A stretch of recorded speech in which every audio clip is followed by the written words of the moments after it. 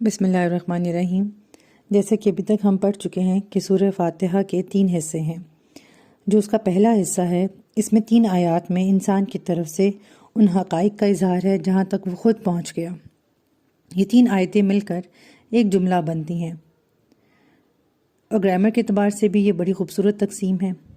پہلی 3 آیتوں میں اللہ تعالیٰ کی حمد و ثنا ہے۔ کل شکر اور کل ثنا اللہ کے لیے جو تمام جہانوں کا پروردگار اور مالک ہے، بہت رحم فرمانے والا، نہایت مہربان ہے اور جزا و سزا کے دن کا مالک و مختار ہے۔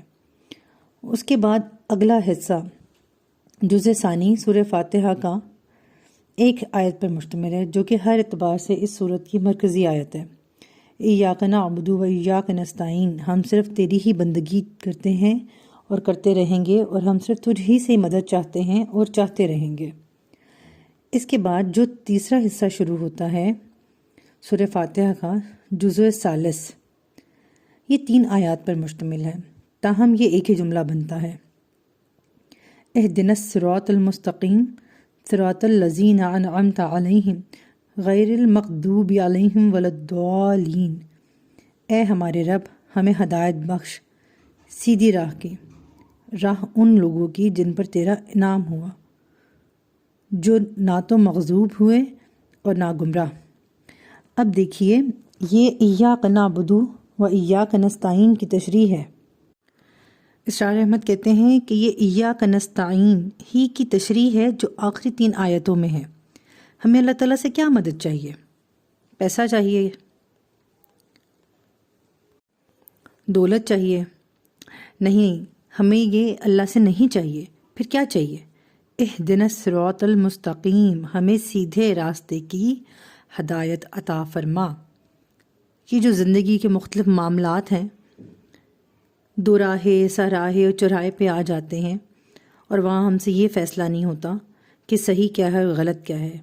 یعنی کہ زندگی کے بہت سارے معاملات میں ہم ایسی جگہ پر آ کے کھڑے ہو جاتے ہیں جہاں 2 راستے ہوتے ہیں، 2 راہیں 2 راستے، ساراہے 3 راستے، اور جیسے چوک ہوتا ہے ہماری سڑکوں کے اوپر، مطلب 4 راستے ہیں۔ ابھی کون سے راستے پہ جائیں، ہم سے یہ فیصلہ نہیں ہو رہا کہ کون سا راستہ صحیح ہے، کون سا راستہ غلط ہے۔ لہٰذا اے اللہ، ہمیں سیدھے راستے کی ہدایت بخش۔ اہدی، ہدایت سے فعل امر ہے کہ یہ ہمیں ہدایت دے۔ ہدایت کے 3 درجے ہیں۔ اب ہدایت کا ایک درجہ یہ بھی ہے کہ سیدھا راستہ بتا دیا جائے، یعنی کہ بتا دیا جائے کہ یہ ہے سیدھا راستہ۔ ہدایت کا دوسرا درجہ یہ ہے کہ سیدھا راستہ دکھا دیا جائے، یعنی کہ بتایا تو ہے آپ نے کہ یہ راستہ ہے، اب اس کو مل نہیں رہا، یعنی آپ کسی سے بات کر رہے ہیں اور آپ نے کسی کو بات چیت میں یہ بتایا ہے کہ ہدایت کا سیدھا راستہ فلاں جگہ سے نکلتا ہے، پھر آپ اسے نہیں سمجھ آیا، آپ نے اسے کہا چلو اچھا میں تمہیں دور سے دکھا دیتا ہوں، یہ ہے ہدایت کا راستہ۔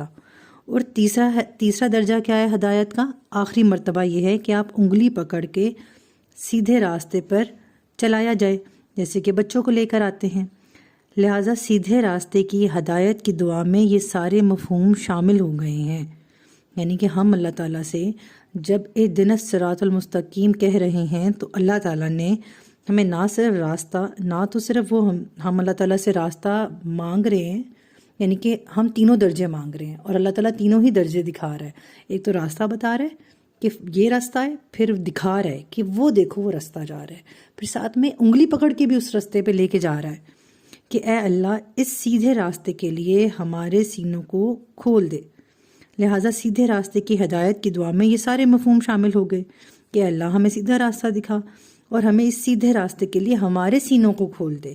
اللہم نور قلوبنا بالایمان واشرح صدورنا للاسلام۔ اے اللہ، ہمارے دلوں کو ایمان کی روشنی سے منور کر دے اور ہمارے سینوں کو اسلام کے لیے کھول دے۔ ہمیں اس پر انشراح صدر ہو جائے۔ انشراح صدر کا مطلب ہے، انشراح کا مطلب ہے اوپن ہو جانا کسی چیز کا، صدر کا مطلب ہے سینہ۔ اب ہم کہہ رہے ہیں شراح صدر کا مطلب ہے بیسیکلی اوپن ہونا، انشراح صدر کا مطلب ہے ہمارا، کہ اے اللہ ہمارے سینے پر اس بات کو کھول دے، مطلب ہمارے دلوں کو، ہمارے سینوں کو اسلام کے لیے کھول دے، ہمیں ایمان کی روشنی سے منور کر دے، اور پھر یہ کہ ہمیں سیدھے راستے کے اوپر چلا۔